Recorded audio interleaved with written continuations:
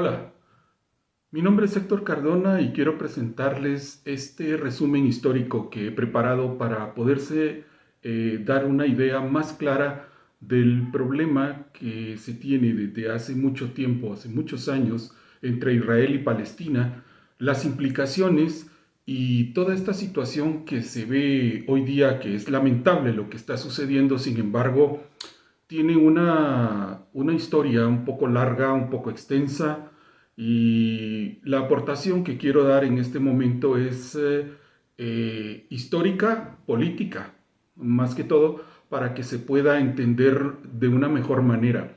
Hoy día hay mucha información en Internet, en las redes, con respecto a este tema. Hay tendencias de un lado, del otro, se toma parte de un lado o del otro. Sin embargo, debe de haber alguna razón y debe de haber un origen. Y al entenderlo, creo que vamos a poder tener una mejor explicación propia para poder comprender el tema. Hay una parte que tenemos que entender, que este conflicto es más viejo de lo que se cree. Sin embargo, vamos a abarcar la historia aproximadamente desde finales del siglo antepasado, cuando el sionismo empieza a hacer presencia y la presión que ejerce para poder crear el Estado judío viene desde antes de los años 1900. Entonces, si sabemos esa parte, vamos a tener un mejor contexto y vamos a saber por qué la Primera y la Segunda Guerra Mundial tienen mucho que ver en esto. Las potencias que estuvieron presentes en este conflicto bélico lamentable, por supuesto, tienen mucho que ver en la formación del Estado judío. Sin embargo, la historia a veces no es contada como debe de ser. Y si tenemos las dos caras de la moneda, tenemos una mejor opinión.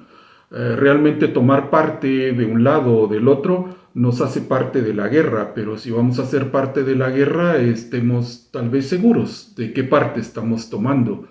Por mi parte, lo que quiero hacer es aportar los datos que pueden ser útiles en este momento para poder entender. Vamos a ver entonces que la Primera Guerra Mundial y la declaración que le hace Inglaterra a Alemania para la Primera Guerra Mundial tiene un trasfondo. Aparte de eso, pues yo creo personalmente que el asesinato del archiduque de Austria no fue precisamente lo que detonó la Primera Guerra Mundial, sino los intereses que se tenían para poder tener una guerra. Hacía tiempo que no se tenía una guerra y las guerras producen negocios y producen ciertos valores, se podría decir, para cada uno de los que se involucran en una guerra, cuando tienen la capacidad de estar en ella. Sin embargo, como menciono, el archiduque de Austria lamentablemente fue asesinado y por una situación política, también por una situación de tronos de aquel tiempo, y no creo que haya sido quizá la razón principal, como tampoco hoy día la lamentable guerra que se está viviendo entre Rusia y Ucrania no es precisamente lo que se ve en las noticias. Ahí hay un interés especial de los Estados Unidos y más que todo de la familia Biden para poder apropiarse de un recurso muy valioso que es el gas. Pero eso quizá lo podamos hablar más adelante. Sin embargo, el haber aprovechado la Primera Guerra Mundial para, por ejemplo, haber fraccionado y haber debilitado más al Imperio Otomano, que tiene mucho que ver en esta historia, un imperio bastante admirable, 600 años de historia, 600 años de reinado, se podría decir, y de dominación de su área. Se acaban como las cosas tienen que comenzar y terminar, pero hay algo que hay que estudiar ahí, por qué razón es que sucedió, y lo que tiene que ver porque el Imperio Otomano pues era el imperio que tenía sometida al área de Palestina, y ahí fue donde comenzó todo. Todo es en esta parte de la historia. Entonces, creo que sin más preámbulo quiero presentarles este resumen que espero sea útil. siempre va a haber una opinión de un lado, de otro, está la suya, está la mía y está la correcta. Pero si usted tiene los datos y se interesa en ellos, creo que va a tener una opinión que va a ser mucho mejor argumentada a la hora de exponerla y poder también comprender el tema. Pues sin más, sin más palabras, comencemos.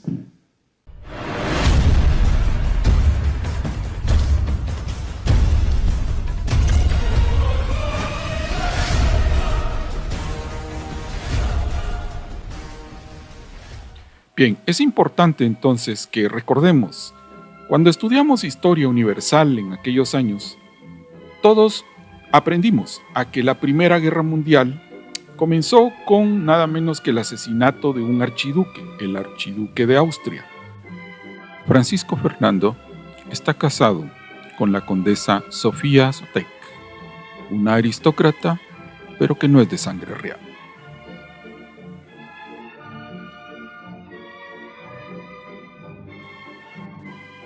Es en Sarajevo, el 28 de junio de 1914, cuando todo cambia y el destino del mundo toma otro rumbo. Ese fatídico día, Francisco Fernando, luego de haber sobrevivido a un atentado anterior, pues era el heredero del trono austrohúngaro, se dirige al ayuntamiento para protestar. Él y su esposa sería la última vez que les verían vivos. Son asesinados. La noticia corrió por todos los diarios.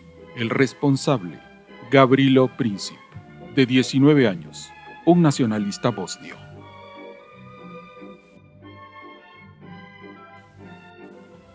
El arma homicida fue recibida de manos bosnias.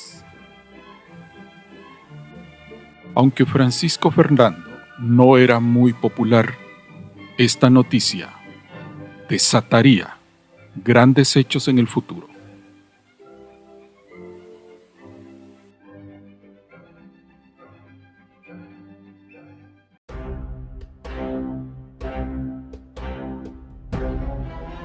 En el centro del Imperio Otomano se encuentra Jerusalén.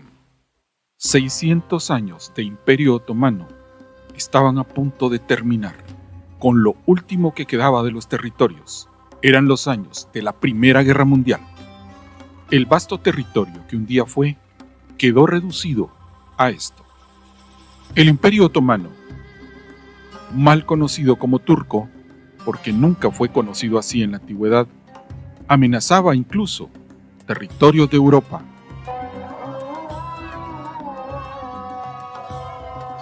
Aquel imperio que había sido poderoso, incluso amenazando a la Europa occidental, quienes habían llegado a la región de Anatolia en el siglo XI, todo esto gracias a la caída de la civilización bizantina o del Imperio Bizantino. Según avanzaban las conquistas del imperio, desde Sogut, Bursa y Edirne, fueron trasladadas las capitales en diferentes periodos, pero Constantinopla era la joya de la corona. Y es así que fue conquistada por Mehmed II. Esta conquista también se extendió a los Balcanes, a Bosnia, Albania, Macedonia, Bulgaria e incluso Grecia. También a Valaquia y el Kanato de Crimea. Igualmente se les une Argelia, Egipto, en el sur las ciudades de La Meca y Medina. Con el hijo de Mehmed, Solimán I, se conquista el norte de África, incluso Hungría y Budapest. Llegaron incluso hasta Viena a quererla conquistar, aunque no lo lograron. El Imperio Otomano era un eslabón muy importante en todo el comercio del Mediterráneo. La mano de obra abundante provenía de la esclavitud de niños cristianos de las familias de los genízaros, los soldados de élite del sultán.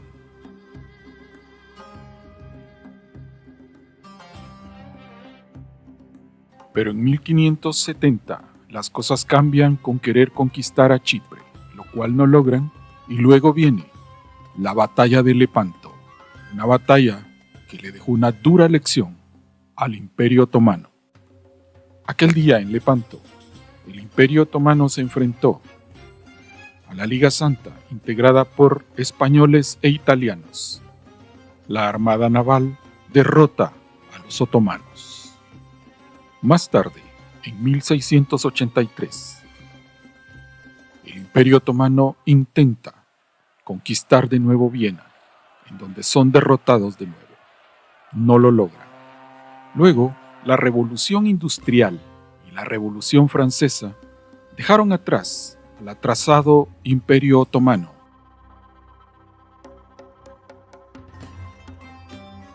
Todos los territorios marcados en el mapa comenzaron a independizarse uno a uno. Con la llegada de la Primera Guerra Mundial, de 1914 a 1918, las cosas cambiaron aún más. El genocidio armenio, de 1915 a 1923, con la muerte de 1 millón de armenios, debilitó aún más así las bases de lo que quedaba. Y el nuevo Estado turco para el 1 de noviembre de 1922 es proclamado, consolidado luego como la República de Turquía el 29 de octubre de 1923. Mustafa Kemal Atatürk es el primer presidente. Vamos a ver ahora la segunda parte de este primer capítulo, lo que corresponde a la Segunda Guerra Mundial y las implicaciones que esto tiene para el destino del pueblo judío e históricamente cómo es que esto influyó y lo decisivo que fue. No sin antes recordarle que tenemos 3 capítulos más para terminar esta serie que trata de la fundación del Estado de Israel y una perspectiva muy amplia del tema y del problema que se está viviendo. Quiero recordarle por favor que apoye mi canal, active la campanita de las notificaciones, comparta este video y por favor déjenme un comentario que con gusto y yo estaré respondiéndole para saber sus impresiones. Entonces, procedemos y vamos a ver la segunda parte.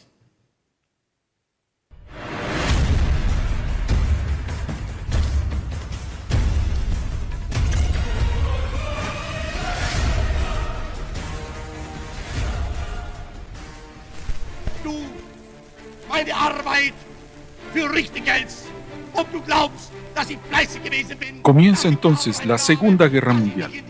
Hitler invade Polonia, armado con un ejército de 1,5 millones de hombres, 250,000 tanques Panzer. Era su fuerza élite. La infantería, las Wehrmacht, eran soldados especialistas en el ataque sorpresa.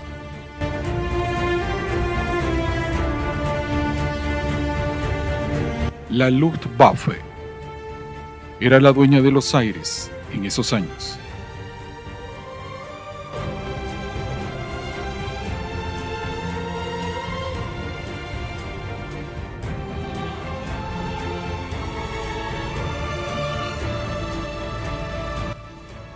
Era entonces el 1 de septiembre de 1939, cuando Alemania invade Polonia.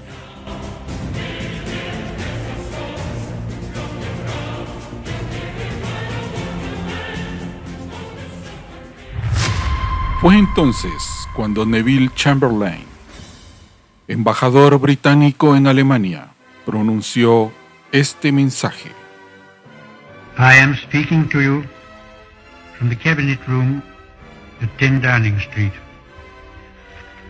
This morning, the British ambassador in Berlin handed the German government a final note stating that unless we heard from them by 11 o'clock, that they were prepared at once to withdraw their troops from Poland, a state of war would exist between us. I have to tell you now that no such undertaking has been received, and that consequently this country is at war with Germany.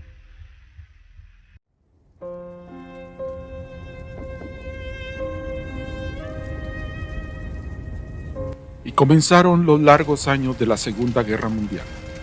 Los países del eje y los países aliados, todos en las batallas de Europa.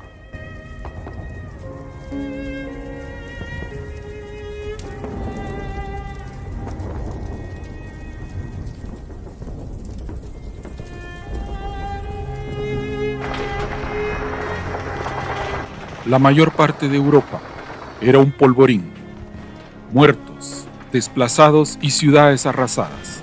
Ese era el saldo de la Segunda Guerra Mundial.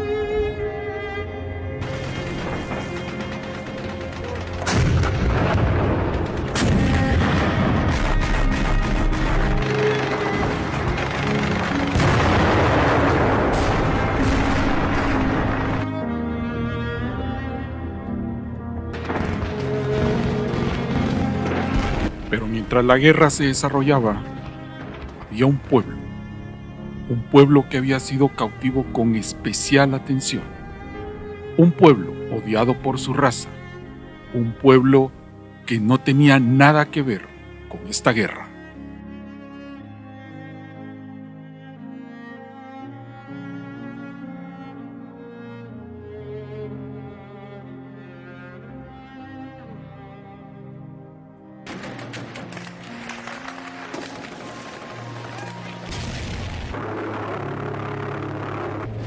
Millones de muertos, angustia todos los días, hambre y desolación, pero el día estaba cerca. Soldiers, sailors, and airmen of the Allied Expeditionary Force, you are about to embark upon the great crusade toward which we have striven these many months. The eyes of the world are upon you. The hopes and prayers of liberty-loving people everywhere march with you. In company with our brave allies and brothers in arms on other fronts, you will bring about the destruction of the German war machine, the elimination of Nazi tyranny over the oppressed peoples of Europe, and security for ourselves in a free world. Your task will not be an easy one. Your enemy is well-trained, well-equipped, and battle-hardened. He will fight savagely. The tide has turned. The free men of the world are marching together to victory.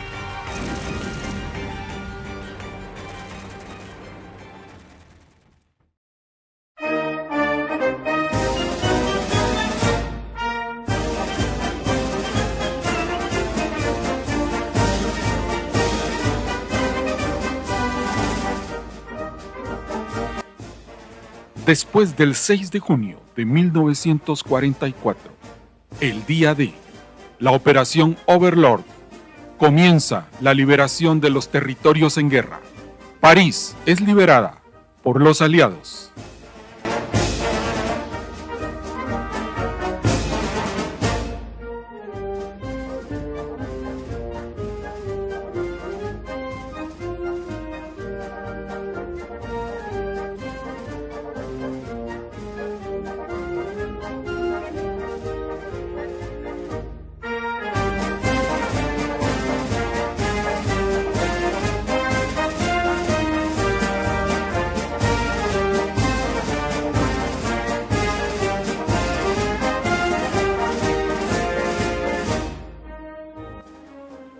Era el mes de agosto de 1944 y Francia era liberada. Las multitudes salieron a las calles a vitorear a las tropas aliadas que triunfantes entraban en París.